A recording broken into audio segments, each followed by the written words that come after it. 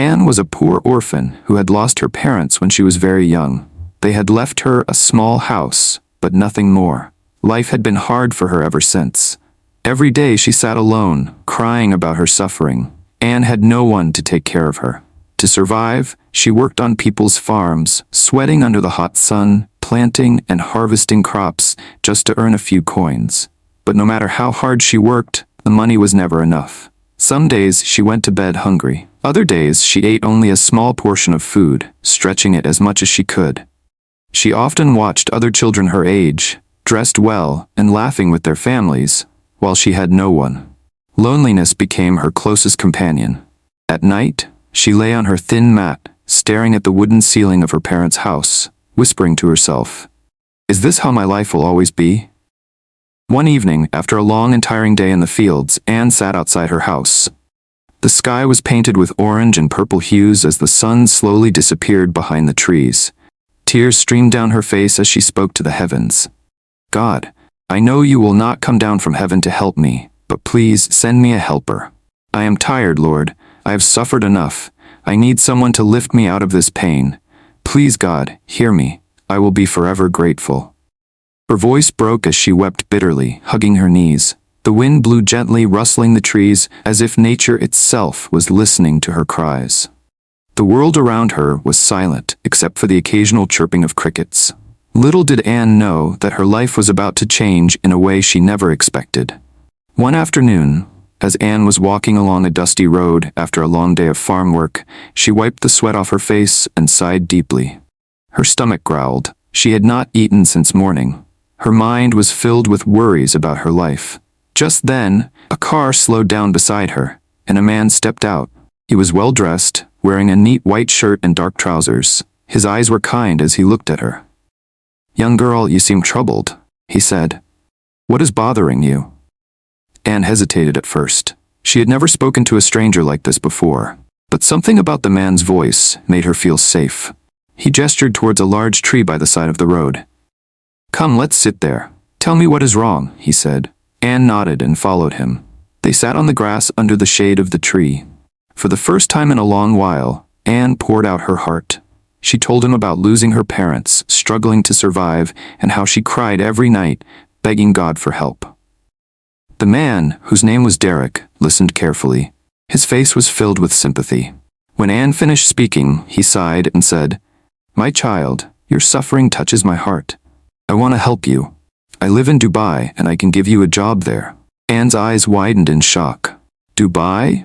she gasped. She covered her mouth with her hands, unable to believe what she had just heard. "Oh my God, a poor orphan like me, going to Dubai?" She fell to her knees, lifting her hands to the sky. "God, I thank you. You have answered my prayers." Derick smiled. "Yes, Anne, you will come with me. In a few weeks, I will make all the arrangements." Days turned into weeks, and soon the time came for Anne to travel. She had never been to an airport before. When she stepped onto the plane, her heart raced with excitement. She looked around in amazement. The soft seats, the large windows, and the friendly flight attendants.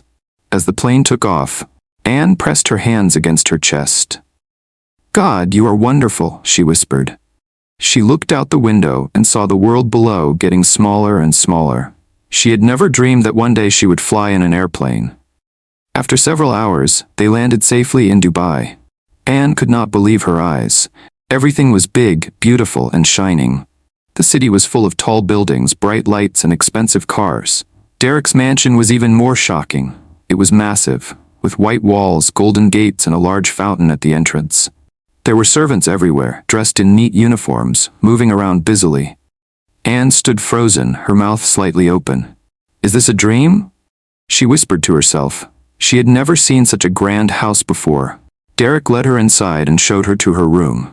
It was a beautiful space, with a soft bed, large windows, and expensive furniture. Anne ran her hands over the silk bedsheets. She had never owned anything so fine in her life. Derick smiled at her. "Rest now, Anne. Tomorrow I will tell you what your job will be." Anne nodded quickly. "Thank you, sir. Thank you so much." That night, she lay on the soft bed, staring at the ceiling. A single tear rolled down her cheek, not a tear of sadness but of gratitude. "God, thank you. My life is finally changing." But Anne did not know that not everything in life comes easy, and that her real journey was just beginning. The next morning, Anne woke up feeling refreshed. She was still in awe of her beautiful room, the soft bed, and the luxurious surroundings. She stretched her arms and whispered, "God, thank you for bringing me here. I hope this is the beginning of a good life." A few minutes later, a maid knocked on her door. "Sir Derick wants to see you in the living room," she said. Anne quickly got dressed and made her way downstairs. The mansion looked even bigger in daylight, with golden chandeliers, polished floors, and expensive furniture. She found Derick sitting on a large sofa, sipping his coffee. "Anne, come and sit down," he said with a smile. Anne sat on the edge of the chair, waiting eagerly to hear about her new job. But then Derick's expression changed. His smile faded and he leaned forward. "Anne, I have something important to tell you," he began. Anne nodded, listening carefully. "I own a dog, a very big one, and I want you to sleep with it every night," he said casually, as if he was talking about something normal. Anne's body stiffened. She blinked rapidly, thinking she had misheard him. "Sir, I don't think I heard you well. Can you say that again?" Derick sipped his coffee calmly. "You heard me right. My dog loves human company, and I want you to be with it every night. Don't worry, I will pay you well." Anne felt like the walls of the mansion were closing in on her. Her hands trembled as she gripped the edge of the chair. "Sir, please, I cannot do this. This is wrong. I came here to work, not to do such things." Derick's eyes darkened. "You don't have a choice, Anne. You are in my house, and you will do as I say. It starts tonight." Anne felt sick to her stomach. She stood up shakily and rushed to her room.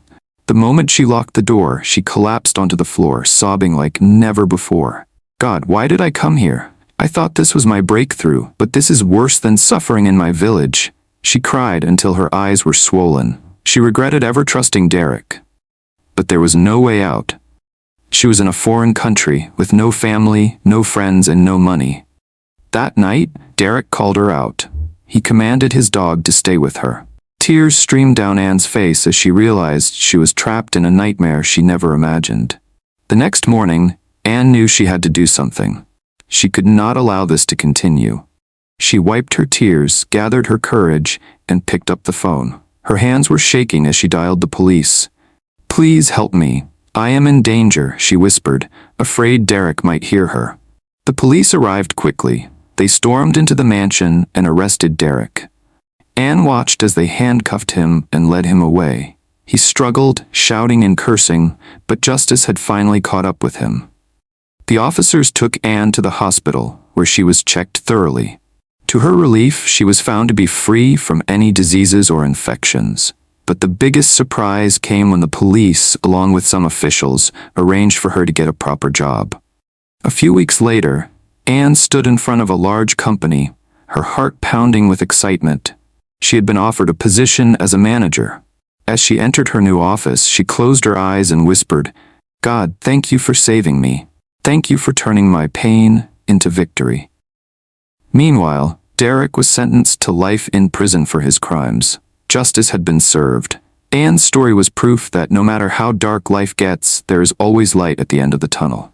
She had suffered, but in the end she found freedom, dignity, and success. Moral lessons.